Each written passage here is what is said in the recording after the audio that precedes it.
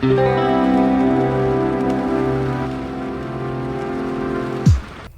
guys, welcome to another episode of Ham and Ray Games. In this video I'm going to teach you how to create a minimal Minecraft clone with Python in less than 15 lines of code. That's crazy, so without any further ado, let's start. First we need to create a folder for our game. We can use makedir if you're into terminal stuff.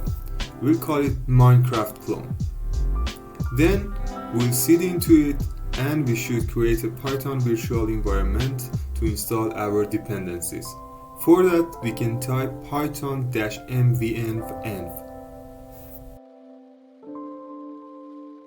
Oops, I should use Python 3 instead. And it's created as you see. So we can activate our env with source env/bin/activate. I'm a Linux user, it should be the same for Mac users too, but for Windows users it's env /scripts/activate without the word source. Okay, so for our engine we're gonna use Ursina, which is a really simple and minimal Python game engine. Let's install it with pip install Ursina. Once it's done, let's open our project in our favorite IDE or text editor.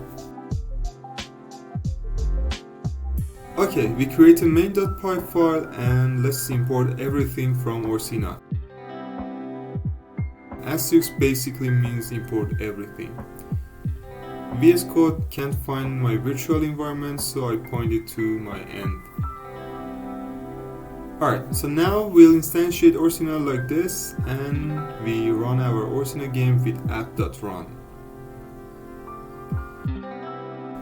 Cool. Let's see what happens when we run it. We can type python main.py and it's working, but empty as expected. Let's close the game window by hitting Ctrl+C in our terminal and let's add something to it.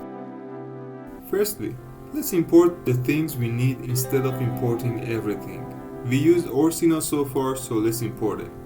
And let's import this thing called button. Okay, come down here before app.run and let's create a new button. Let's run our app again and see what happens. Cool, so we have a button here, but it's too big because it doesn't have any parent and it fills the whole window. In order to do that, we'll attach it to the scene object, which basically is our game scene. Let's pass a parent argument to our button and also import scene from Ursina and basically make scene as button's parent. Let's run it again and we can see that the button is now smaller.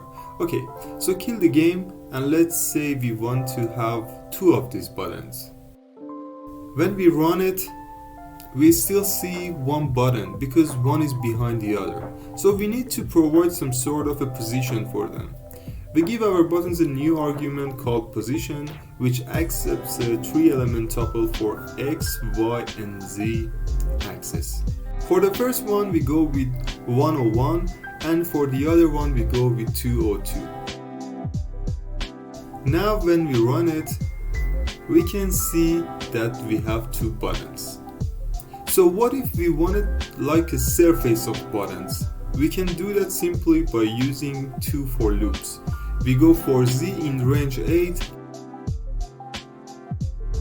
and for X in range 8. And then let's create a button with these positions. So we go with button and the position is X, O and Z. Let's see what happens. Cool. So we have more buttons, but as you can see it seems that there is something wrong with the dimensions. Here Ursina comes to the rescue with a prefab called first person controller, which basically creates a player for you with all the controls and camera movement that you need. Let's import it then. From ursina.prefabs.firstPersonController import firstPersonController. And down here we say player equals to firstPersonController.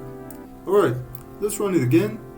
And yeah, awesome. So now we can have a player that reacts to mouse and movement keys, and also we can see our buttons too. Great. But as you can see, they're not cubes, so we need to change their model. button has another argument called model which let us modify its shape. So let's say model equal to cube. Wow, you can see that they're cubes now and you can walk on them using WASD. As you can see, you can hover on cubes and they get highlighted, and also they react to clicking. So far so good. Now let's give our button some color.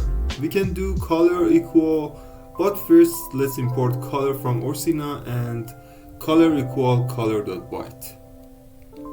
Run it again and everything is white. Let's add some texture to our cube so it looks a little bit better. Let's do texture equal white cube. That is much better. Now for the cubes to differ slightly from each other, let's randomize their color a bit. For that we use Ursina's color method and we go with color.color 0 0 and let's import random from Ursina and random uniform. Let's generate a number between 0.9 and 1. So 0.9 and 1. Okay, now it looks much better. Alright, let's change something else. Let's change the highlight color of cubes. We can simply do highlight underline color equals to color.line. Great. You can see that now when we point our cursor to the cubes, they turn into lime color. Alright, let's get rid of these two. Now that we have our cubes, it's time to interact with them. Ursina has something to take users' input. Let's write a function called input which takes an argument called key. And for now just let's print key. Now run the game, and as you can see, when I left click it logs left mouse down, and when I right click it logs right click down. Also I can type H and it logs H or S. Oops.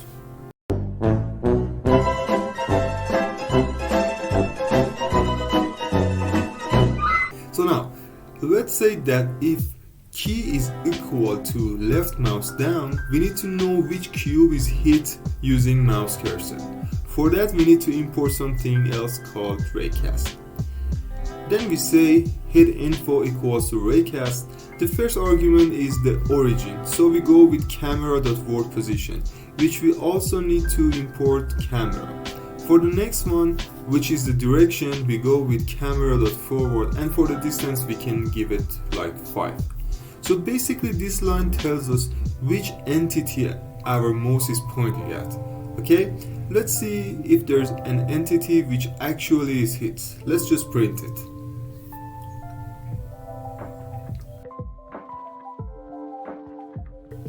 Now when we hit cubes you can see the button log, which basically is their entity. Awesome. Now that we know which cube we are pointing at, we need to create a new button or cube over them. Alright? So let's create a new button, and for its position we go with hitInfo.entity.position, which is the cube that is hit. And we also need to add hitInfo normal, which basically means which side of the cube are we pointing at. As you know in Minecraft, if you hit on the upper side of a cube, the new cube should be built on top of it. And if you hit, for example, the right side of it, it should get built on the right side of it. Let's see if it actually works. We are clicking but nothing happens. Maybe it's because we forgot to provide other arguments that we used earlier. So let's copy and paste them here. Now that we click, it works. As you can see, if I hit this side of it, the new cube gets created on this side, and if I hit the upper side of it, it gets created on top of it. Oh, not again. Alright, we have some duplicate code here, so let's refactor it to feel a little bit better about ourselves. We can create a new class called voxel, which extends button class, and it has all our properties by default.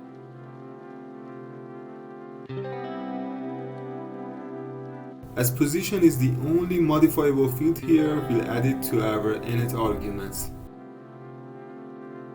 So here, instead of button, we can say voxel and get rid of all these lines and only keep the position.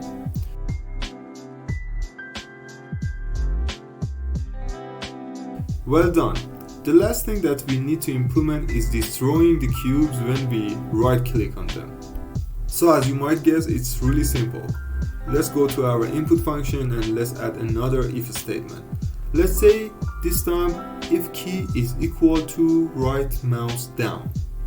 Then if we hit something, we need to destroy that cube. For that we need to import another function from Ursina. Import destroy from Ursina and then we say destroy headinfo.entity. So with that, when I right click on a cube, it gets destroyed.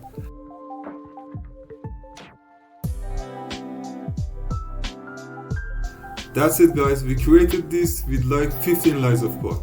Let us know in the comments below if you like more tutorials from Ursina or if you prefer other engines. Make sure to subscribe as we have other videos coming. If you like this tutorial, don't forget to like and we'll see you in the next one.